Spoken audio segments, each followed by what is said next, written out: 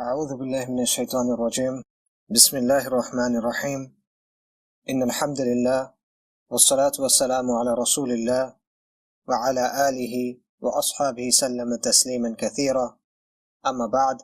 السلام عليكم ورحمة الله وبركاته. আমাদের আজকের আলোচনার বিষয় কলোনিয়ালিজম বা উপনিবেশবাদ।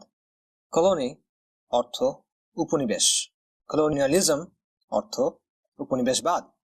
সহজ ভাষায় এটা হলো দখলদারিত্বের একটা নির্দিষ্ট ধরন, একটা নির্দিষ্ট প্রকার। আমাদের আলোচনাতে এখনো পর্যন্ত 5টা দার্স হয়েছে, বারবার কলোনিয়ালিজমের কথা আসছে। কেন? কারণ এটা হলো ইতিহাসের এমন একটা অধ্যায় যা পুরো বিশ্ব ব্যবস্থাকে গভীরভাবে প্রভাবিত করছে। এটা পুরো বিশ্বের শিক্ষা, রাজনীতি, অর্থনীতি, সমাজ সবকিছুকে প্রভাবিত করছে। এই যে আমরা আজকে এখানে কোর্স করতেছি, আমাদের মধ্যে অনেকেই অথবা অধিকাংশই হয়তোবা সেকুলার শিক্ষা ব্যবস্থায় পড়াশোনা করে আসছে, যেটা মূলত ব্রিটিশদের শিক্ষা ব্যবস্থার অনুকরণে গড়ে তোলা, বেসিক্যালি ব্রিটিশদের গড়ে তোলা। অ্যাকচুয়ালি এটা একটা কলোনিয়ালিজমের ফলাফল। যে কোনো বিষয়ে আপনি যদি উচ্চশিক্ষা অর্জন করতে চান, প্রায় যে কোনো বিষয়ে আপনি যদি উচ্চশিক্ষা অর্জন করতে চান, আপনাকে দেখা যাবে ইংরেজি ভাষা জানতে হবে। এমনকি পাশ্চাত্যকে যখন আপনি খণ্ডন করতে চাইবেন, যেটা আমরা করার চেষ্টা করতেছি, তখনও আমাদের পাশ্চাত্যের ভাষা অর্থাৎ ইংরেজিকে জানতে হচ্ছে। এটা কলোনিয়ালিজমের একটা প্রভাব। আমাদের অনেকের পোশাক, জীবনযাপনের ধরন, রুচি, এমনকি সৌন্দর্যের যে ধারণা আছে, সেটাও ইতিহাসের এই পর্যায়টা দ্বারা প্রভাবিত। এবং উম্মাহ হিসেবে আজকে আমরা যে অবস্থায় দাঁড়ায় আছি, বিভক্ত, দুর্বল, আগ্রাসনের শিকার, কনফিউজড, এটার পেছনেও আছে কলোনিয়ালিজমের ভূমিকা।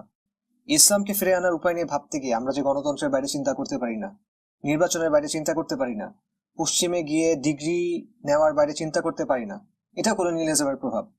আজকে আমাদের ভূখণ্ডগুলোতে যে আইন, যে শাসন ব্যবস্থা, যে শিক্ষা ব্যবস্থা, এমনকি যে সমাজ ব্যবস্থা, এটাও উপনিবেশবাদের উত্তরাধিকার। এজন্যই আমাদের আলোচনাতে বারবার কলোনিয়ালিজমের কথা আসছে। কিন্তু দুঃখজনক বাস্তবতা হলো, ইতিহাসের এই অধ্যায় সম্পর্কে আমাদের সমাজে খুব কম কথা বলা হয়। আমরা অনেকেই এটা নিয়ে তেমন একটা ধারণা রাখি না। আপনি চিন্তা করে দেখেন, পাকিস্তানি হুকুমত আমাদের উপর অত্যাচার করছে কত বছর? ধরলাম 23 বছর। আর তারা আমাদের বিরুদ্ধে যুদ্ধ করছে, আমাদেরকে হত্যা করছে কত বছর? 9 মাস। অন্যদিকে ব্রিটিশরা আমাদের উপর অত্যাচার করছে 200 বছরের বেশি। তারা আমাদের হত্যা করছে মাস না, বছর না, দশক না, শতাব্দী ধরে। কিন্তু আপনি দেখেন, আমাদের দেশের যারা সুশীল বা প্রগতিশীল সমাজ বলা হয়, সেকুলার যাদেরকে বলা হয়, এদের অনেকের মধ্যে পাকিস্তানের প্রতি তীব্র ঘৃণা। উর্দু ভাষা থেকে শুরু করে পাকিস্তানের ক্রিকেট টিম বলেন, সবকিছু নিয়েই তাদের ঘৃণা। কিন্তু ব্রিটেনের ব্যাপারে তাদের কোনো ঘৃণা নেই, বরং মুগ্ধতা আছে, ভালো লাগা আছে, ভালোবাসা আছে। তারা ব্রিটেনের মতো হতে চায়, তারা ব্রিটেনের মানুষের মতো চিন্তা করতে চায়, তাদের অনুকরণ করতে চায়। এটা কেন? এটাও কলোনিয়ালিজমের একটা প্রভাব। আজকে আমাদের সমাজের একটা ছেলে যখন দ্বীন ইসলামের বুঝ পেয়ে দাঁড়িয়ে রাখতে শুরু করে, কিংবা টুপি পাঞ্জাবি পরে বা জুব্বা পরে, একজন বোন যখন জিলবাব পরেন, নিকাব পরেন, তখন তাকে কি বলা হয়? অনেক কথাই বলা হয়, কিন্তু একটা কথা বলা হয়, সেটা হলো যে তুমি আরবের সংস্কৃতি অনুসরণ করতেছো, তুমি বেদুইনদের সংস্কৃতি অনুসরণ করতেছো, তুমি মরুভূমির সংস্কৃতি অনুসরণ করতেছো। বলা হয় না এরকম? বলা হয়। বাংলাদেশের এক সেকুলার সাংস্কৃতিক কর্মী, সে বলছিল নিকাবের ব্যাপারে যে তোমরা মুসলমান হও ভালো কথা, কিন্তু তোমরা বাঙালি না কেন? অর্থাৎ তার কথা হলো যে তুমি যদি নিকাব করো তাহলে তুমি বাঙালি হইতে পারবে না। অথচ এই একই লোকজন, তাদের আপনি দেখবেন যে প্যান্ট শার্ট নিয়ে তাদের মধ্যে কোনো সমস্যা নেই। প্যান্ট শার্ট তাদের কাছে ভিন দেশীয় সংস্কৃতি মনে হয় না, বরং এটাই অফিসিয়াল পোশাক অ্যাকচুয়ালি বাংলাদেশের অনেক জায়গাতে। এবং বাংলাদেশে এমন অনেক জায়গা আছে যেখানে আপনি যদি প্যান্ট শার্ট পরে না যান, শু পরে না যান, আপনাকে ঢুকতে দেওয়া হবে না। এগুলো কি বাংলাদেশের পোশাক? বাংলাদেশের কৃষক, জেলে, বাংলাদেশের গ্রামের সাধারণ মানুষ, তারা কি এই পোশাক পরতো? আপনার আমার দাদা পর্দাদারা, ওনারা কি এই পোশাক পরতেন? কখনোই না। পাঞ্জাবি, জুব্বা, হিজাব, নিকাব, এগুলা বেদুইনদের সংস্কৃতি, প্যান্ট শার্ট তাদের সংস্কৃতি। প্রধান পোশাক হিসেবে এটাকে যে গ্রহণ করা হয়েছে, এটা তো সুনির্দিষ্টভাবে ইউরোপ থেকে আসা একটা ধারণা, দখলদারদের কাছ থেকে আসা একটা ধারণা। তাহলে কেন আমরা এটাকে বিজাতীয় হিসেবে চিহ্নিত করি না, বা আমাদের সমাজে কেন এটাকে বিজাতীয় সংস্কৃতি মনে করা হয় না? আর কেউ যদি সাহাবাদের অনুকরণে পোশাক পরতে যায়, সেটাকে কেন বিদেশি কালচার মনে করা হয়? লজিকটা কি এখানে? এটাও কলোনিয়ালিজমের একটা প্রভাব। এরকম অসংখ্য ভাবে উপনিবেশবাদ আমাদের বর্তমানকে প্রভাবিত করে এবং করতেছে। তাই ইতিহাসের এই অধ্যায়টা সম্পর্কে জানা খুবই জরুরি। উপনিবেশবাদের বিস্তৃত অর্থ হয়, সেই লম্বা আলোচনাতে আমরা যাচ্ছি না। আমরা উপনিবেশবাদের একটা নির্দিষ্ট ধরন নিয়ে আলোচনা করব, যেটা হলো ইউরোপীয় উপনিবেশবাদ। ইউরোপীয় উপনিবেশবাদ কি? এটা হলো 500 বছর ব্যাপী একটা প্রক্রিয়া, যার মাধ্যমে ইউরোপের রাজ্যগুলা পুরো পৃথিবীর বিশাল সংখ্যক অঞ্চল দখল করে নিছে। সেখানকার আদিবাসীদের বা মূল অধিবাসীদের উৎখাত করছে, গণহত্যা চালাইছে, এবং সেখানে ইউরোপিয়ানরা নিজেরা গিয়ে বসতি স্থাপন করছে। তারপর ওই অঞ্চলগুলোর সম্পদ এবং অর্থনীতি দ্বারা ইউরোপের রাজ্যগুলো সমৃদ্ধ হয়েছে, ধনী হয়েছে। অন্যদিকে ইউরোপিয়ানদের চালানো গণহত্যা থেকে যেসব আদিবাসীরা বেঁচে গেছে, যেসব নেটিভরা বেঁচে গেছে, তারা দিন দিন আরো দরিদ্র হয়েছে, নিঃস্ব হয়েছে, নির্যাতিত হয়েছে। উপনিবেশবাদের মাধ্যমে পুরো বিশ্ব জুড়ে ইউরোপের সংস্কৃতি, প্রতিষ্ঠান, রাজনৈতিক কাঠামো, মতাদর্শ এগুলা ছড়ায় পড়ছে। অন্যদিকে উপনিবেশবাদের মাধ্যমে দখল হওয়া ভূমিগুলার রাজনৈতিক, অর্থনৈতিক, সামাজিক কাঠামোগুলো ধ্বংস করে দেওয়া হয়েছে, তাদের জীবনযাপনের পদ্ধতি বদলায় ফেলা হয়েছে। তো উপনিবেশবাদের এই যে প্রক্রিয়া, এই যে 500 বছর ধরে চলা প্রক্রিয়া, এটা শুরুটা কখন? এটা শুরুটা হলো পঞ্চদশ শতাব্দীতে। পর্তুগাল এই সময় সমুদ্র পথে নতুন একটা বাণিজ্য রুট খুঁজতেছিল, বাণিজ্যের নতুন একটা পথ খুঁজে বের করার চেষ্টা করতেছিল। এটা করতে গিয়ে তারা দক্ষিণ আফ্রিকায় গিয়ে পৌঁছেছে। তারপর তারা দক্ষিণ আফ্রিকার কিছু উপকূলীয় অঞ্চলে এবং সমুদ্রের কাছাকাছি কিছু দ্বীপে দখল করে ফেলে আর কি, বেসিক্যালি ওগুলা, এবং সেখানে তারা নিজেদের কিছু বাণিজ্য ঘাঁটি গড়ে তোলে। এই পয়েন্টটা থেকে আমরা উপনিবেশবাদের শুরুটা ধরতে পারি। এই সময়টা হলো 1440-1450 দিকের কথা। পর্তুগালে দেখা দেখি স্পেনও তখন এরকম সামুদ্রিক অভিযান পাঠাতে শুরু করে। এটার উদ্দেশ্য কি ছিল? উদ্দেশ্য ছিল নতুন বাণিজ্য রুট খুঁজে বের করা, অর্থাৎ সমুদ্র পথে বাণিজ্যের নতুন পথ খুঁজে বের করা, এবং সম্ভব হলে নতুন মহাদেশ খুঁজে বের করা। স্পেনের পাঠানো এরকম একটা অভিযানের নেতৃত্ব ছিল ক্রিস্টোফার কলম্বাস নামে একজন লোক। এই ক্রিস্টোফার কলম্বাস অ্যাকচুয়ালি ইন্ডিয়াতে যাওয়ার পথ খুঁজতেছিল, ভারতে যাওয়ার পথ খুঁজতেছিল, কিন্তু সে গিয়ে উপস্থিত হয় নতুন একটা মহাদেশে, যে মহাদেশকে আজকে আমরা বলি আমেরিকা।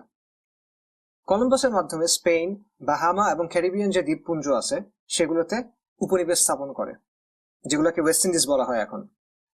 এটা হলো 1492 সালের কথা। তারপর সপ্তদশ শতাব্দী নাগাদ ফ্রেঞ্চ, ডাচ, ড্যানিশ, সুইডিশ এরাও পৃথিবীর বিভিন্ন স্থানে উপনিবেশ স্থাপন করে। তবে এদের সবাইকে ছাড়া যায় একটা দেশ, সেটা হলো ইংল্যান্ড, ব্রিটেন। তো এই পুরো পর্যায়টাকে বলা হয় উপনিবেশবাদের প্রথম পর্যায়, এটি পঞ্চদশ শতাব্দী থেকে সপ্তদশ শতাব্দী পর্যন্ত।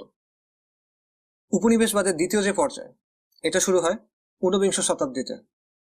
এবার ইউরোপ মনোযোগ দেয় আফ্রিকা মহাদেশের দিকে।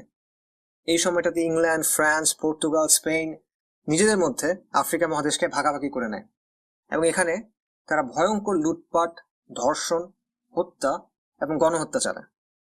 সবশেষে 20 শতাব্দীর মাঝামাঝি গিয়ে, আজকে থেকে 70 থেকে 80 বছর আগে, নানা কারণে ইউরোপিয়ানরা দখল করা এই অঞ্চলগুলো থেকে দেশে ফিরে যাওয়ার সিদ্ধান্ত নেয়, বা এগুলোর নিয়ন্ত্রণ ছেড়ে দেওয়ার সিদ্ধান্ত নেয়। আর এর ফলে আপাতভাবে উপনিবেশবাদের পর্যায় শেষ হয়। যদিও আফ্রিকাতে কার্যত ফ্রান্সের এখনো কিছু ডিরেক্ট কলোনি আছে বলা যায়। তো এটা হলো সংক্ষেপে প্রায় 500 বছরের কলোনিয়ালিজমের অধ্যায়। উপনিবেশবাদ শুরুর পেছনেও ইউরোপের যে ইসলাম বিদ্বেষ এবং ইসলাম ভীতি, সেটার একটা ভূমিকা আছে। আমরা বলছিলাম যে উপনিবেশবাদের শুরুটা হয়েছিল বাণিজ্য রুট খুঁজতে গিয়ে, অর্থাৎ সমুদ্র পথে নতুন বাণিজ্য রুট খুঁজতে গিয়ে। তো তারা নতুন বাণিজ্য রুট কেন খুঁজতেছিল? এটার কারণ হলো বিদ্যমান যে রুট ছিল স্থল পথে, যেটাকে সিল্ক রুট বলা হয়, এটা ছিল উসমানী এবং মামলুকদের আন্ডারে। ঠিক আছে, পঞ্চদশ শতাব্দীর কথা। তো এই রুটে যত ব্যবসা হইতো সেটার উপর তাদের একটা নিয়ন্ত্রণ ছিল, অর্থাৎ তাদেরকে একটা ট্যাক্স দিতে হতো। তো ইউরোপিয়ানরা এটা এড়ানোর একটা উপায় খুঁজতেছিল, এবং এই জন্য তারা একটা বিকল্প পথ খুঁজতেছিল। তো এই বিকল্প পথ খুঁজতেই তারা সমুদ্র পথে বের হয়। এছাড়া ক্রিস্টোফার কলম্বাসের মতো যেসব লোকজন ছিল, তাদের অনেকেই ছিল ক্রুসেডের আদর্শে উজ্জীবিত। তাদের একটা চিন্তা ছিল যে তারা নতুন নতুন জায়গা খুঁজে বের করবে, সেখানকার যদি কোনো শক্তিশালী শাসক থাকে তাদের সাথে মৈত্রী করবে এবং ইসলামের বিরুদ্ধে জোট করবে। এবং তাদের একটা আশা ছিল, বিশেষ করে কলম্বাসের, যে জেরুজালেম পুনর্দখল করবে। কাজেই ইউরোপের মনস্তত্ত্বে যে ইসলাম ভীতি, ইসলামকে ইউরোপের মৌলিক ও প্রধান শত্রু হিসেবে দেখার যে টেন্ডেন্সি, যে প্রবণতা, এটা উপনিবেশবাদের সূচনার পেছনেও একটা ভূমিকা রাখে। উপনিবেশবাদের পেছনে মূল উদ্দেশ্য ছিল বাণিজ্য এবং নতুন জায়গা দখল করা, ক্ষমতা এবং সম্পদ বেসিক্যালি। এবং ইউরোপিয়ানরা উপনিবেশবাদের একটা নির্দিষ্ট ফরম্যাট, একটা নির্দিষ্ট পদ্ধতি ফলো করত। প্রথমে তারা নতুন কোনো জায়গায় গিয়ে সেটা দখল করে নিত। যদি কোনো কারণে প্রথম দিকে সরাসরি দখল করতে না পারে, তাহলে তারা যেটা করতো যে প্রথমে সেখানে তারা ব্যবসার নামে ঘাঁটি তৈরি করত। তারপর একবার ঘাঁটি তৈরি হয়ে গেলে নানা রকম মিথ্যাচার, প্রতারণা, ষড়যন্ত্র, এগুলোর মাধ্যমে তারা আস্তে আস্তে ওই অঞ্চলগুলো দখল করে নিত। এবং এই দখল করার সময় তারা ব্যাপক হত্যাযজ্ঞ চালাইত। কিছু কিছু ক্ষেত্রে তারা বিভিন্ন জাতিগোষ্ঠীকে একেবারে নিশ্চিহ্ন করে দিয়েছে। একবার কোনো জায়গা দখল হয়ে গেলে তারা মনোযোগ দিত মূল কাজে। মূল কাজটা কি? যত বেশি পারা যায় সম্পদ এসব জায়গা থেকে নিয়ে ইউরোপে পাঠানো। আর এটার জন্য তারা ওই অঞ্চলের যে মূল অধিবাসীরা ছিল, যে আদিবাসীরা ছিল, তাদেরকে কাজে লাগাইতো। আসলে বলা ভালো, তাদেরকে বাধ্য করত। যদি ওই অঞ্চলের লোকেরা কাজ করতে আগ্রহী না হইতো, তাহলে তারা আফ্রিকা থেকে দাস নিয়ে আসতো। এইভাবে শোষণ এবং লুটপাটের মাধ্যমে ইউরোপের অর্থনীতিতে নতুন একটা জোয়ার আসে। তাদের প্রযুক্তির উন্নতি হয়, তাদের শিল্প বিপ্লব হয়, ইন্ডাস্ট্রিয়াল রেভলিউশন হয়। সেই সাথে জ্ঞান, বিজ্ঞান, শিল্প সাহিত্যের পেছনে খরচ করার মতো টাকাও তাদের হয়। ইউরোপের অর্থনৈতিক এবং সামরিক ক্ষমতা বাড়তে থাকে। ঊনবিংশ শতাব্দীর শেষ নাগাদ ইউরোপ পৃথিবীর প্রায় 85% এলাকা দখল করে নেয়। লুটপাটের মাধ্যমে পৃথিবীর 4 প্রান্ত থেকে সব সম্পদ গিয়ে জমা হতে থাকে ইউরোপে। দিন দিন এই ফিরিঙ্গিদের সম্পদ বাড়তে থাকে আর বাকি বিশ্ব দরিদ্র হতে থাকে। উপনিবেশবাদের প্রধান একটা লক্ষ্য ছিল দখল করা অঞ্চলগুলোকে শুষে নিয়ে ইউরোপকে সমৃদ্ধ করা। আজকের ইউরোপের যে সমৃদ্ধি, তারা যে আজকে উন্নত বিশ্ব, প্রথম বিশ্ব, আর ইউরোপের দখল করা যে জায়গাগুলো ছিল সেগুলো যে আজকে তৃতীয় বিশ্ব, এটার কারণ কি? এটার কারণ হলো উপনিবেশবাদ। ইউরোপিয়ানরা তাদের গণতন্ত্র, সেকুলারিজম, মানবাধিকার কিংবা বুদ্ধিবৃত্তিক শ্রেষ্ঠত্বের কারণে আজকে এত সফল হয় নাই। তারা সফল হয়েছে কারণ শত শত বছর ধরে সিস্টেম্যাটিক্যালি তারা পৃথিবী থেকে ধন সম্পদ লুট করে নিজেরা সম্পদের পাহাড় তৈরি করছে। একজন আমেরিকান প্রফেসর ছিলেন জেমস ব্লথ, জিওগ্রাফি এবং অ্যানথ্রোপোলজির। উনি ওনার গবেষণাতে দেখাইছেন যে আমেরিকার উপর চালানো যে শোষণ এবং আমেরিকা দখল করা, এটা ছিল রেনেসার পেছনে এবং রেনেসার সময় ইউরোপের যে উত্থান, সেটার পেছনে প্রধান ফ্যাক্টরগুলোর একটা। আমেরিকার সোনার খনিগুলো থেকে টনে টনে স্বর্ণ ইউরোপে গেছে, তারপর এগুলা ইউরোপে ব্যবসার পুঁজিতে পরিণত হয়েছে। এভাবে ইউরোপের অর্থনীতি একটা ব্যাপক পরিমাণ বুস্ট পাইছে। এইভাবে কলোনিয়ালিজম ইউরোপের অর্থনীতিকে শক্তিশালী করছে। এবং উপনিবেশের শোষণ কিভাবে ইউরোপকে সমৃদ্ধ করছে তার একটা ভালো এক্সাম্পল হলো ভারত উপমহাদেশে নীল চাষ। নীল গাছ থেকে কাপড়ের জন্য নীল রং তৈরি হয়, এটা আপনারা নিশ্চয়ই জানেন। তো ব্রিটিশরা যেটা করতো সেটা হলো তারা ভারতের কৃষকদেরকে বাধ্য করতো ফসলি জমিতে এই নীল চাষ করতে, অন্য কিছু তারা চাষ করতে দিত না। এবং যেই ধরনের চুক্তির মাধ্যমে, যে দাদনের মাধ্যমে তারা এটা করাইতো, সেটা একেবারেই চাষিদের জন্য লাভজনক ছিল না। মানে এই পুরো প্রক্রিয়াটাতে চাষিদের তেমন কোনো প্রফিট হইতো না, বরং তাদের উল্টা ক্ষতি হইতো, লস হইতো। ব্রিটিশরা একরকম নির্যাতন করে, বন্দুকের মুখে বন্দি করে রেখে, টর্চার করে চাষিদেরকে এই নীল চাষ করতে বাধ্য করত। তারপর ভারতের চাষিদের চাষ করা এই নীল নিয়ে ব্রিটিশরা এটা ইউরোপের মার্কেটে বিক্রি করত এবং তাদের অনেক প্রফিট হইতো। কেন অনেক প্রফিট হইতো? কারণ তারা একদম নামমাত্র খরচে এটা তৈরি করতেছে, উৎপাদন করতেছে। খরচ বেশিরভাগই আসতেছে ভারতীয় চাষিদের কাছ থেকে, তাদের শ্রম থেকে। এভাবে ব্রিটিশরা পোশাক শিল্পে অনেক লাভবান হইল। ব্রিটেন এবং ইউরোপে নতুন নতুন ডিমান্ড তৈরি হইল, নতুন নতুন ব্যবসা, বিনিয়োগ, চাকরি তৈরি হইল, উৎপাদন বাড়লো। অন্যদিকে ব্রিটিশরা তাদের দেশ থেকে তৈরি বিভিন্ন পণ্য নিয়ে এসে সেগুলো ভারতে বিক্রি করতো এবং তারা ভারতীয়দের বাধ্য করতো এটা কিনতে। অর্থাৎ তারা প্রথমে লসে নীল চাষ করতে বাধ্য করতেছে, তারপর আবার ব্রিটিশ পণ্য কিনতেও বাধ্য করতেছে। এরকম আরেকটা উদাহরণ হলো আফিমের ব্যবসা। ব্রিটিশরা ভারতে, বিশেষ করে বাংলা অঞ্চলে ব্যাপক আকারে আফিমের চাষ করাইতো, তারপর সেই আফিম নিয়ে বিক্রি করত চীনে। এতে করে চীনের সমাজ প্রায় ধ্বংস হয়ে যাওয়ার অবস্থা হয়। বিশাল সংখ্যক মানুষ আফিমের নেশায় আসক্ত হয়ে যায়, ভয়ঙ্কর নেশা। অন্যদিকে বাংলার মানুষকে বাধ্য করা হয় আফিমের চাষ করতে, যেটা থেকে তাদের নিজের তেমন কোনো লাভ হচ্ছে না। এক পর্যায়ে চীন নিজেদের সমাজকে ধ্বংসের হাত থেকে রক্ষা করার জন্য ব্রিটিশদের এই আফিম ব্যবসা বন্ধ করার চেষ্টা করলো। তখন এই আফিম বিক্রি করার জন্য ব্রিটেন চীনের বিরুদ্ধে 2টা যুদ্ধ করলো। এরকম আরো অনেক উদাহরণ দেখানো সম্ভব। মুসলিম বিশ্ব সহ এশিয়া, আফ্রিকা, ল্যাটিন আমেরিকার সাথে ইউরোপ এবং আমেরিকার সম্পদের যে বৈষম্য আমরা দেখি, এটা সরাসরি এই ঔপনিবেশিক লুটপাটের ফল। এবং এটা পরিষ্কার, অনেক ঐতিহাসিক এটা নিয়ে আলোচনা করছেন, গবেষণা করছেন। ঐতিহাসিক লেফটেন্যান্ট স্টাভরোনিয়াস দেখাইছেন ইউরোপ ওই মাত্রায় সমৃদ্ধ যে মাত্রায় তারা লুটপাট এবং শোষণ করছে, আর বাকি পৃথিবী ওই মাত্রায় অনুন্নত যেই মাত্রায় তারা ইউরোপের লুটপাট এবং শোষণের শিকার হয়েছে। এই যে বিশাল লুটপাট এবং এই যে রমরমা ব্যবসা, এটা ইউরোপের সমাজ এবং রাজনীতিতে বেশ ভালো রকমের প্রভাব রাখলো। এইসব লুটপাটের ফলে ইউরোপে একটা নতুন ধনী শ্রেণী তৈরি হইল। এই শ্রেণীর হাতে টাকা ছিল, কিন্তু তাদের হাতে রাজনৈতিক ক্ষমতা ছিল না। রাজনৈতিক ক্ষমতা ছিল এককভাবে রাজার। তো এই যে নব্য ধনীরা, এরা রাজনৈতিক ক্ষমতা পাওয়ার চেষ্টা করলো। বিশেষ করে ইংল্যান্ডে তারা চেষ্টা করলো পার্লামেন্ট গঠন করার, যার ফলে 1640 সালে বা 1640-এর দশকে ইংল্যান্ডে গৃহযুদ্ধ হলো। গত দর্শে এটা নিয়ে আমরা আলোচনা করছি।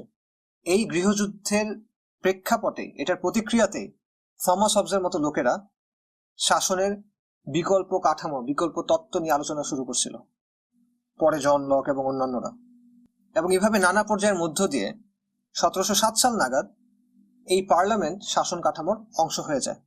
এই পার্লামেন্ট ছিল অভিজাতদের আর ব্যবসায়ীদের প্রতিনিধিদের, এটা সাধারণ মানুষের ছিল না। এভাবে লুট করা টাকার মাধ্যমে যে ধনী শ্রেণী গড়ে উঠছিল, তারা ধীরে ধীরে শাসন কাঠামোর অংশ হয়ে উঠল। এবং এই প্রক্রিয়াটার মধ্যে যুদ্ধ হইলো, বিপ্লব হইলো, বিভিন্ন কিছু হইলো, এবং এভাবে ইউরোপের রাজনৈতিক কাঠামো পরিবর্তিত হয়ে গেল, সমাজ কাঠামো পরিবর্তিত হলো। আরেকটা যেটা প্রভাব, সেটা হলো ইন্ডাস্ট্রিয়ালাইজেশন বা ইন্ডাস্ট্রিয়াল রেভলিউশন। ব্রিটেনের যে শিল্প বিপ্লব বা ইন্ডাস্ট্রিয়াল রেভলিউশন বলা হয়, সেটার মূল চালিকা শক্তি ছিল কলোনিয়াল লুটপাট, বিশেষ করে ইন্ডিয়া থেকে লুটপাট। এই লুটপাট থেকে যে টাকা হলো, সেটা দিয়ে ধনী শ্রেণী, ব্যবসায়ী শ্রেণী, এরা বড় বড় কারখানা গড়ে তুলল। অন্যদিকে সরকার কিছু আইন পাশ করলো, যার ফলে যেসব কৃষকরা আগে জমিতে কাজ করতো, তারা আর জমিতে কাজ করতে পারলো না। তারা বাধ্য হয়ে ফ্যাক্টরিগুলোতে চাকরি নিল, এবং এতে করে এই কারখানাগুলো কি হইলো, তারা সস্তায় লেবার পাইলো। পেটের তাগিদে শ্রমিকরা একদম নামমাত্র বেতনে কাজ করত। অন্যদিকে কারখানা মালিকরা আরো ধনী থেকে ধনী হইল। এটার প্রতিক্রিয়াতেই ইউরোপে এই সময় সোশ্যালিস্ট বা কমিউনিস্ট চিন্তাধারা গড়ে উঠল। কার্ল মার্কস, অ্যাঙ্গেলস, এরা পুঁজিবাদের সমালোচনা শুরু করলো। এবং শুধু তারা না, শ্রমিকদের অবস্থা আসলে এতটাই খারাপ ছিল ইউরোপে ওই সময়, বিশেষ করে ব্রিটেনে, যে বিভিন্ন লেখকরা তাদের সাহিত্যে এই বিষয় নিয়ে আলোচনা করছে, যেমন Charles Dickens, Victor Hugo, Tolstoy, Dostoevsky, এরা অনেকে। এভাবে সামন্তবাদ থেকে ইউরোপের যে পরিবর্তন, বিশেষ করে ইন্ডাস্ট্রিয়াল ক্যাপিটালিজমের দিকে তাদের যে পরিবর্তন, এটার চালিকা শক্তি ছিল উপনিবেশবাদ। সামন্তবাদ থেকে ইউরোপ ইন্ডাস্ট্রিয়াল ক্যাপিটালাইজেশনের পর্যায়ে ঢুকলো উপনিবেশবাদের ঘাড়ে চড়ে। কলোনিয়াল লুটপাট এবং ধ্বংসযজ্ঞ যেসব অঞ্চলে সবচেয়ে বেশি হয়েছে, সেগুলো হলো America, Australia, New Zealand, Africa, Bharat. America, New Zealand, Australia, এসব অঞ্চলে যেটা হয়েছে, এখানের মূল যে অধিবাসী ছিল, তাদের বিশাল একটা অংশ এখন নিশ্চিহ্ন হয়ে গেছে, বিলুপ্ত হয়ে গেছে। ইউরোপিয়ানরা আসার পর তারা জাস্ট পৃথিবীর বুক থেকে হারায় গেছে, মুছে গেছে। ক্রিস্টোফার কলম্বাস আমেরিকাতে পৌঁছায় 1492। তারপর ইউরোপিয়ানরা আসতে শুরু করে। পরে 400 বছরে আমেরিকার মূল অধিবাসীদের 80 থেকে 90% মারা যায়। এদের অনেককে নিয়মতান্ত্রিকভাবে ম্যাসাকার করা হয়। অনেকে বলছেন যে এই সময়ে ইউরোপিয়ানরা প্রায় 10 কোটি আদিবাসীদের হত্যা করছে। তো এটার মধ্যে সরাসরি হত্যা তো আছেই, এর পাশাপাশি ইউরোপিয়ানরা এমন একটা পরিস্থিতি তৈরি করে যেটা আদিবাসীদের জন্য খুবই কঠিন ছিল। যেমন তাদের জমি ছিনায় নেওয়া হয়, তাদের খাবার এবং পানির ব্যাপক সংকট দেখা দেয়, তাদেরকে বারবার বিভিন্ন জায়গাতে মুভ করতে হয় বাঁচার তাগিদে, বিশাল দূরত্ব পাড়ি দিতে হয়। ফলে এমন একটা অবস্থা হয় যেখানে বিশাল সংখ্যক মানুষ তাদের মারা যায়। এছাড়া নেটিভ আমেরিকানরা, মানে এই আদিবাসীরা, তাদের যে শরীরের রোগ প্রতিরোধ ব্যবস্থা, ওটা অতটা ডেভেলপ ছিল না, কারণ তাদের পরিবেশটা ভিন্ন ছিল একেবারে। ইউরোপের পরিবেশ ভিন্ন আর আমেরিকার পরিবেশ ভিন্ন তখনকার সময়। তো ইউরোপিয়ানরা যখন আসলো, তারা সাথে করে ইউরোপের বিভিন্ন ব্যাকটেরিয়া, জীবাণু এগুলো নিয়ে আসলো, এবং নেটিভ আমেরিকানদের শরীর এগুলোর সাথে মোকাবেলা করতে পারলো না। ফলে এদের অনেকে নানা রোগে ভুগে মারা গেল। এবং এগুলোর অনেক ক্ষেত্রে ইউরোপিয়ানরা আসলে সক্রিয় ভূমিকা পালন করলো। কিরকম? যেমন ধরেন, গুটি বসন্তে অনেক মানুষ মারা যেত। ইউরোপিয়ানরা কি করলো, এই নেটিভ আমেরিকানদের মধ্যে গুটি বসন্তের রোগ ছড়ায় দিল ইচ্ছাকৃতভাবে। কিরকম? যেমন গুটি বসন্ত রোগীর ব্যবহার করা কম্বল তারা গিয়ে নেটিভ আমেরিকানদের দিত, তখন তাদের এই অসুখটা হয়ে যেত। এবং এটা ছোঁয়াচে অসুখ, একজন থেকে পুরো গ্রাম, গ্রামের পর গ্রাম, গোত্রের পর গোত্র অসুখ হয়ে মারা যেত। এবং দেখা যেত একজন গিয়ে পালায় আরেক গোত্রের কাছে গেছে, আরেক অঞ্চলে গেছে, সেখানেও একের পর এক পরিবার, একের পর এক গ্রাম, একের পর এক গোত্র মারা যাচ্ছে। তো এই ধরনের বিভিন্ন পলিসি, জেনোসাইডাল পলিসি, গণহত্যার পলিসি অস্ট্রেলিয়া এবং নিউজিল্যান্ডেও ইউরোপিয়ানরা ফলো করে, এবং সেখানকার মূল যে অধিবাসী ছিল তাদেরকে প্রায় নিশ্চিহ্ন করে দেওয়া হয়। এসব অঞ্চলের আদিবাসী গোত্রগুলোর অনেকগুলো এখন একেবারে বিলুপ্ত হয়ে গেছে। তো এখানে আসলে দুটা জিনিস হলো, একটা হলো আমেরিকা, অস্ট্রেলিয়া, নিউজিল্যান্ড, এই অঞ্চলগুলোর মূল অধিবাসীরা ব্যাপকভাবে মারা যায়। অন্যদিকে ইউরোপ থেকে প্রচুর মানুষ এখানে মাইগ্রেট করে আসে, হিজরত করে আসে। অর্থাৎ গণহত্যা এবং ভয়ঙ্কর নির্যাতনের মাধ্যমে ইউরোপিয়ানরা এই অঞ্চলগুলোর মূল অধিবাসীদের একদম নিশ্চিহ্ন করে দিছে। তারপর তাদের জায়গায় এনে বসাইছে ইউরোপের মানুষকে। এবং এজন্যই আজকের আমেরিকা, অস্ট্রেলিয়া আর নিউজিল্যান্ডের অধিকাংশ মানুষ হলো সাদা ইউরোপিয়ানদের বংশধর। ভারতের কথায় আসা যাক। ব্রিটিশরা ভারতকে প্রায় 200 বছরের বেশি সময় শাসন করছে, এবং এই সময়ে ভারতের রক্ত চুষে ব্রিটিশরা মোটা তাজা হয়েছে। একদিকে ভারতের অর্থনীতি আর অবকাঠামো ধ্বংস হয়েছে, অন্যদিকে ব্রিটেনের অবকাঠামো, ব্রিটেনের অর্থনীতি ফুলে ফেপে উঠছে। এই ফিরিঙ্গিরা আসার আগে উপমহাদেশের জিডিপি ছিল বৈশ্বিক অর্থনীতির 24.4%, 1/4 ভাগ। আর 1952 সালে ব্রিটিশরা যাওয়ার পর ভারতীয় উপমহাদেশের জিডিপি ছিল পৃথিবীর মোট জিডিপির মাত্র 3.8%। এই ব্রিটিশরা সিস্টেম্যাটিক্যালি ইন্ডিয়ার অর্থনীতিকে ধ্বংস করছে। আমরা নীল চাষের এক্সাম্পল দেখছি, আমি আপনাদের আরেকটা এক্সাম্পল দিই। সেটা হলো ভারতের যে তাঁতিরা ছিল, তাদের বানানো কাপড় চোপড় এটা পুরো বিশ্বে বিখ্যাত ছিল। যেমন এই অঞ্চলে বিখ্যাত মসলিন তৈরি হতো। তো ব্রিটিশরা এসে কি করলো, তারা তাঁতিদের কাজের জায়গা, তাদের যন্ত্রপাতি ভেঙে দিল। তাঁতিরা যেন কাজ করতে না পারে তাই তাদের আঙ্গুল ভেঙে দিল, বুড়ো আঙ্গুল কেটে নিল, এবং নানা ধরনের ট্যাক্স বসাইলো, ট্যারিফ বসাইলো। তো এটার ফল কি হলো? এটার ফল হলো যে ইন্ডিয়াতে টেক্সটাইল প্রোডাকশন একরকম বন্ধ হয়ে গেল, বন্ধ করে দিল তারা। তারপর তারা যেটা করলো, ইন্ডিয়া থেকে বিভিন্ন কাঁচামাল তারা ব্রিটেনে পাঠাতে শুরু করলো। এভাবে ব্রিটেনের যে পোশাক শিল্প, সেখানে একটা বিপ্লব আসলো, একটা জোয়ার আসলো। অন্যদিকে ইন্ডিয়ার পোশাক শিল্পের যেসব ব্যবসায়ীরা ছিল, যেসব কারিগররা ছিল, যাদের প্রোডাকশন পুরো পৃথিবীতে বিখ্যাত ছিল, তারা রাস্তার ভিখারি হয়ে গেল। তারপর যেটা করলো, ইন্ডিয়ার কাঁচামাল ব্রিটেনে নিয়ে যে পোশাক বানানো হয়েছে, সেই পোশাক তারা ইন্ডিয়াতে এনে বিক্রি করা শুরু করলো। তারা সেগুলো ইউরোপের অন্যান্য জায়গায় তো বিক্রি করতেছে, সেগুলো তারা ইন্ডিয়াতে এনেও বিক্রি করতেছে। এবং এটার ফলে কি হলো, যেই ভারত থেকে একসময় বৈশ্বিক বাণিজ্যের 27% আসতো, ব্রিটিশদের সময় সেটা হয়ে গেল 2%। যেসব ব্রিটিশ অফিসাররা ভারতে এসে ভারতের মানুষকে জুলুম করত, তাদের যে বেতন সেটাও আসতো ভারতবাসীর পকেট থেকে। অর্থাৎ যারা আমাদের উপর জুলুম করতেছে, আমাদের টাকা দিয়ে তাদের বেতন দেওয়া হচ্ছে। এভাবে ভারত গরিব হইল, আর এই লুটপাট করে ব্রিটিশরা নিজেদের দেশে গিয়ে বিশাল বিশাল প্রাসাদ বানাইলো, বিশাল বিশাল জাদুঘর বানাইলো।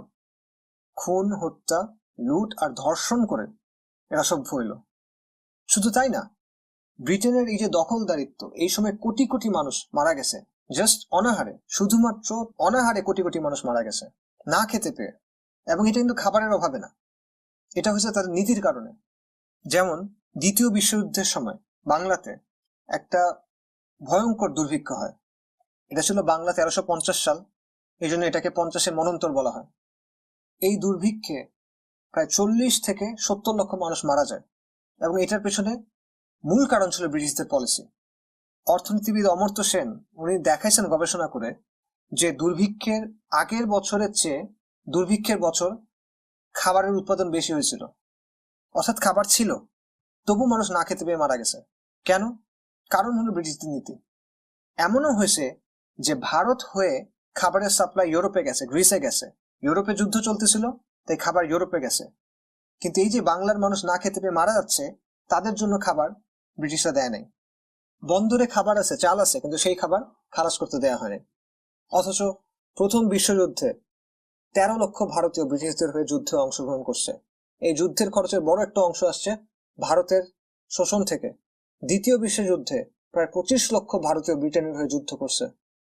প্রায় 1 বিলিয়ন পাউন্ডের মতো টাকা নেওয়া হয়েছে ভারতের মানুষের কাছ থেকে শোষণ করে।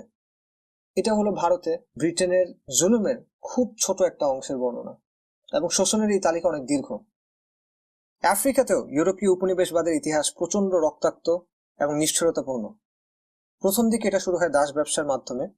আফ্রিকা থেকে মানুষদের ধরে ইউরোপে পাঠানো হইতো দাস হিসেবে কাজ করার জন্য, এবং আমেরিকাতে আজকে যে কালো মানুষরা আছে তাদের পূর্বপুরুষরা দাস হিসেবে আমেরিকাতে আসছিল। পরে 19বিংশ শতাব্দীতে, যেটাকে উপনিবেশবাদের দ্বিতীয় পর্যায়ে বলা হয়, এটার কেন্দ্র ছিল আফ্রিকা। 19বিংশ শতাব্দীতে উপনিবেশবাদের মূল কেন্দ্র ছিল আফ্রিকা। এই সময়টাতে ইউরোপের শক্তিগুলা আফ্রিকাতে ব্যাপক অত্যাচার, নির্যাতন, ম্যাসাকার, গণহত্যা চালায়। গ্রামের পর গ্রাম জ্বালায় দেওয়া হয়, গোত্রের পর গোত্র নিশ্চিহ্ন করা হয়। কেন? কারণ আফ্রিকা থেকে সিস্টেম্যাটিক্যালি লুটপাট করে সম্পদ নিয়ে ইউরোপকে সমৃদ্ধ করা। সেম, প্রতিটা জায়গায় সেম মডেল।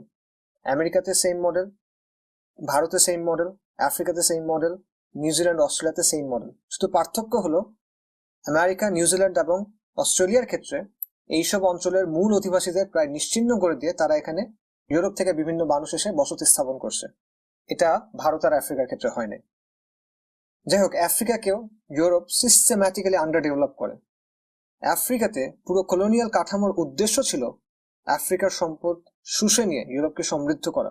এবং আজ পর্যন্ত আফ্রিকাতে কিন্তু প্রচুর পরিমাণ প্রাকৃতিক সম্পদ আছে, আল্লাহ ওখানে অনেক নিয়ামত দিয়েছেন, কিন্তু এই সম্পদগুলা, এই খনিগুলার নিয়ন্ত্রণ এখনো আফ্রিকার সাধারণ মানুষের কাছে নাই। মুসলিম বিশ্বে উপনিবেশবাদ এটাও আসলে দুইটা পর্যায়ে হয়। প্রথম পর্যায়টা ছিল ভারতবর্ষে ব্রিটিশদের আগ্রাসনের মাধ্যমে, আর দ্বিতীয় পর্যায়টা শুরু হয় অষ্টাদশ শতাব্দীতে। তখন মাগরিব, আফ্রিকা এবং আরবের বিভিন্ন অঞ্চল ইউরোপিয়ানরা নিয়ন্ত্রণে নেয়। মুসলিম বিশ্বে ইউরোপের দুটো উদ্দেশ্য ছিল। প্রথমটা হলো তাদের সেই পুরনো উদ্দেশ্য, লুটপাট করা। দ্বিতীয়টা ছিল মুসলিমদের মধ্যে ইউরোপীয় চিন্তা চেতনা ঢুকায় দেওয়া। এটা কেন? এটা ঠিক ওই কারণে যেই কারণে সেলিউসিডরা একসময় ইহুদিদের হেলেনাইজ করতে চাইছিল। পশ্চিমারা জানতো যে মুসলিমদের মধ্যে যদি ইসলাম টিকে থাকে তাহলে তারা একসময় না একসময় এই দখলদারিত্বের বিরুদ্ধে বিদ্রোহ করবেই। তারা এটাকে কখনোই মেনে নিতে পারবে না যদি ইসলাম তাদের মধ্যে থাকে। এবং আন্দালুসের মুসলিমদের শক্তির কথা ইউরোপিয়ানদের মাথায় ছিল। ক্রুসেডের পরাজয়ের স্মৃতির কথা ইউরোপিয়ানদের মাথায় ছিল। উসমানীদের প্রতাপের সময় ইউরোপ কিভাবে তাদের ভয়ে সন্ত্রস্ত থাকতো এটা তাদের মনে ছিল। সেই ক্রুসেডের সময় থেকে ইউরোপ ইসলাম এবং মুসলিমদের তাদের প্রধান শত্রু মনে করে আসছে, এবং এই অনুভূতি বরাবরই তাদের মধ্যে ছিল এবং এখনো আছে। এই কারণেই তারা মুসলিমদের ইসলাম থেকে বিচ্ছিন্ন করার একটা পলিসি নিল, এবং এই জন্য উত্তর আফ্রিকা থেকে শুরু করে ইন্দোনেশিয়া পর্যন্ত তারা ইসলামী শিক্ষা প্রতিষ্ঠান এবং আলেমদেরকে তাদের নিশানা বানাইল। ধীরে ধীরে তাদের অর্থের উৎসগুলো বন্ধ করা হলো, তাদের শিক্ষা প্রতিষ্ঠানগুলো বন্ধ করা হলো, এবং সেই জায়গায় ইউরোপিয়ান সেকুলার প্রতিষ্ঠান গড়ে তোলা হলো। এবং ধাপে ধাপে মুসলিম বিশ্বের বিভিন্ন অংশে ইসলামী পরিচয় এবং সংস্কৃতিকে ধ্বংস করা হলো। আরবি ভাষা থেকে শুরু করে ইসলামী পোশাক, এমনকি ইসলামী পারিবারিক যে কাঠামো সেটাকেও আক্রমণ করা হলো। এবং এটার সবচেয়ে মর্মান্তিক কিছু উদাহরণ আপনি দেখবেন আলজেরিয়াতে এবং মাগরিবের কিছু দেশে। ইসলামী সমাজের উপর এভাবে শক্তি প্রয়োগের মাধ্যমে, হত্যা এবং ধ্বংসের মাধ্যমে ইউরোপ মুসলিমদেরকে ইসলাম থেকে বিচ্ছিন্ন করার চেষ্টা করলো। এভাবে ইউরোপীয় উপনিবেশবাদের বেশ কিছু বৈশিষ্ট্য আমরা বারবার দেখতেছি। সেটা কি? দখলদারিত্ব, গণহত্যা, হত্যা, ধর্ষণ, লুট, বিদ্যমান সামাজিক, রাজনৈতিক এবং অর্থনৈতিক কাঠামো ধ্বংস করে দেওয়া, ব্যাপক শোষণ, মূল অধিবাসীদের বাস্তুচ্যুত করা, ইউরোপিয়ানদের বসতি স্থাপন করা, উপনিবেশের অর্থ দিয়ে ইউরোপের সমৃদ্ধি, অন্যদিকে উপনিবেশের অবনতি এবং উপনিবেশের প্রাকৃতিক অবস্থার ক্ষতি। তো এত কথা বলার পরও আসলে উপনিবেশবাদের বাস্তবতা কথা দিয়ে বোঝানো সম্ভব না। এটার নিষ্ঠুরতা, অমানবিকতা শুধু শব্দ দিয়ে বোঝানো আসলে সম্ভব না। তাই আমি আপনাদের কিছু ছবি দেখাচ্ছি, যাতে করে উপনিবেশবাদের বাস্তবতার কিছুটা ধারণা আপনারা এই ছবিগুলো দেখে বুঝতে পারেন। এটা কঙ্গোর ছবি। কঙ্গো ছিল বেলজিয়ামের রাজা লিওপোল্ডের অধীনে। কঙ্গোতে রাবার পাওয়া যেত। তো বেলজিয়ানদের পলিসি ছিল যে সবাইকে একটা নির্দিষ্ট পরিমাণ রাবার প্রতিদিন জমা দিতে হবে। যদি কেউ সেটা দিতে না পারে তাহলে শাস্তি। এবং এটার মধ্যে একটা শাস্তি ছিল শ্রমিকদের হাত ও পা কেটে ফেলা। কেন এটা করা হইতো? বুলেটের খরচ বাঁচানোর জন্য। কঙ্গোর মানুষ যখন সহ্য করতে না পেরে বাধ্য হয়ে বিদ্রোহ করলো, তখন তাদের উপর অত্যাচার আরো তীব্র হয়ে গেল। জাস্ট একটা উদাহরণ দেই। পুরুষদের বাধ্য করা হতো, কিশোরদের, তরুণদের বাধ্য করা হতো নিজেদের মা এবং বোনদের রেপ করতে এবং তারপর হত্যা করতে।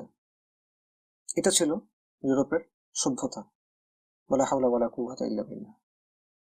আজকে এটাকে নামিবিয়া বলা হয়। এখানে 1904 থেকে 1907 পর্যন্ত জার্মানরা গণহত্যা চালায়, জেনোসাইড চালায়। এখানে দুটো জনগোষ্ঠী ছিল, একটা ছিল হেরেরো, আরেকটা ছিল নামা। একটার 80% আর একটার 50% মানুষকে জার্মানরা জাস্ট মেরে ফেলে, এবং মেরে ফেলার পর তাদের অনেকের কাটা মাথা জার্মানিতে পাঠানো হয় সুভিনির হিসেবে। পুরো আফ্রিকাতে এরকম ঘটনা অনেক, কেনিয়া, সাউথ আফ্রিকা, এরকম অনেক জায়গাতে ব্রিটেন এবং অন্যান্য দেশরা এভাবে গণহত্যা চালাইছে। এই ছবিটা থেকে কলোনিয়ালিজমের পুরো বাস্তবতা সম্পর্কে একটা খুব ভালো আইডিয়া পাওয়া যায়। ছবিতে চেয়ারে যারা বসে আছে এরা হলো ব্রিটিশ অফিসার, আর যারা নিচে তারা হলো কুমাসি নামে একটা অঞ্চলের শাসক, রাজা। জায়গাটা হলো আজকের ঘানাতে। এখানে যে দৃশ্যটা দেখতেছেন সেটা হলো ওই অঞ্চলের রাজারা ব্রিটিশদের সাথে সন্ধি করতে আসছে, আত্মসমর্পণ করতে আসছে। ব্রিটিশরা চাচ্ছিল এদের সাথে যুদ্ধ করতে।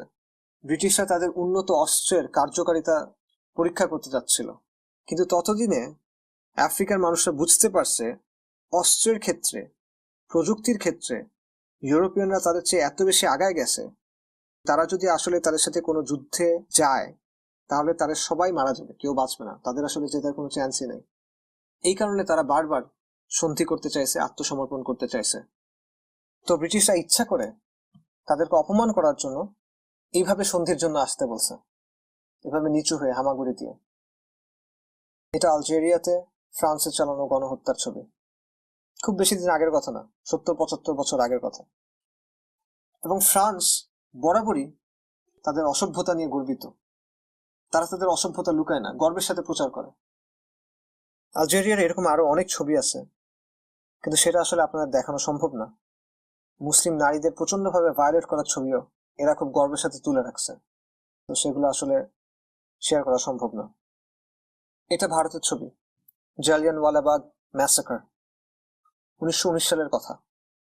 বৈশাখী উৎসবের সময় নিরস্ত্র ভারতীয়দের উপর ব্রিটিশ ওপেন ফায়ার করছে। নারী, শিশু, বৃদ্ধ, 1500 মানুষ মারা গেছে। অনেক মানুষ গুলিবিদ্ধ হয়ে পড়েছিল। সন্ধ্যা পার হয়ে রাত, কেউ তাদেরকে সাহায্য করতে আসে নাই। ওইভাবেই ব্লিডিং হইতে হইতে তারা মারা গেছে। এবং এত কিছু কেন হয়েছে? কারণ ব্রিটিশরা ভারতীয়দের আদাব শিক্ষা দিতে যাচ্ছিল, আনুগত্য শিক্ষা দিতে যাচ্ছিল। তো এরাই আজকে আমাদের মানবাধিকার শিখাইতে চায়, আমাদেরকে যুদ্ধের আদাব কানুন শিখাইতে চায়। এই ছবিটা দুর্ভিক্ষের ছবি, 50-এর মনন্তরের ছবি, বাংলার দুর্ভিক্ষ। আমরা এটার কথা আলোচনা করছিলাম। ব্রিটিশদের পলিসির কারণে এই দুর্ভিক্ষ হয়েছিল, এবং বলা হয় যে এখানে প্রায় 40 থেকে 70 লাখ মানুষ মারা গেছিল। ছবিগুলো ভালোভাবে দেখেন, চিন্তা করেন যে ব্রিটিশরা চাইলেই এই মানুষগুলোকে বাঁচাতে পারত, তারা চাইলেই এই মানুষগুলোকে খাবার দিতে পারত, খাবার ছিল, কিন্তু তারা এটাতে বিন্দু মাত্র আগ্রহ বোধ করে নাই। আর এই ব্রিটিশদের নিয়ে আমাদের এত মুগ্ধতা, তাদের পোশাক, তাদের ডিগ্রি, তাদের কালচার নিয়ে আমাদের এত মুগ্ধতা, তাদের কাছ থেকে স্যার উপাধি পেলে আমরা আনন্দে ভেসে যাই। চিড়িয়াখানা, সাদা মানুষদের বানানো মানব চিড়িয়াখানা। এখানে মানুষকে পশুর মতো করে দেখানো হয়। আফ্রিকা, মাগরিব, আরব, ভারতীয় উপমহাদেশ, বিভিন্ন জায়গা থেকে মানুষ এনে এখানে এভাবে পশুর মতো করে প্রদর্শন করা হতো। বেলজিয়াম, ফ্রান্স, আমেরিকা, বিভিন্ন জায়গাতে এরকম প্রদর্শনী হয়েছে। আরেকটা ছবি, বানরের সাথে আফ্রিকান পুরুষ, কারণ ইউরোপের চিন্তায় আফ্রিকানরা আর বানররা কাছাকাছি। তো এইটা হলো কলোনিয়ালিজম, উপনিবেশবাদ, আমাদেরকে দেয়া ইউরোপের সভ্যতার উপহার। এই ছবিগুলো আসলে বিশাল সমুদ্রের কয়েক ফোঁটা পানির মতো, বাস্তবতা আরো অনেক অনেক বেশি ভয়াবহ। তবু আমি আশা রাখি যে এই ছবিগুলো থেকে আপনারা একটু ধারণা, অল্প একটু ধারণা পাবেন যে কলোনিয়ালিজম আসলে কি ছিল। তো এই কলোনিয়াল খুনি আর ধর্ষক আর লুটেরাদের অনুকরণ করা আর তাদের জাতে ওঠার মোহে আমরা ছোটাছুটি করতেছি। তাদের অবস্থা একবার চিন্তা করেন, আর আমাদের অবস্থা একবার চিন্তা করেন।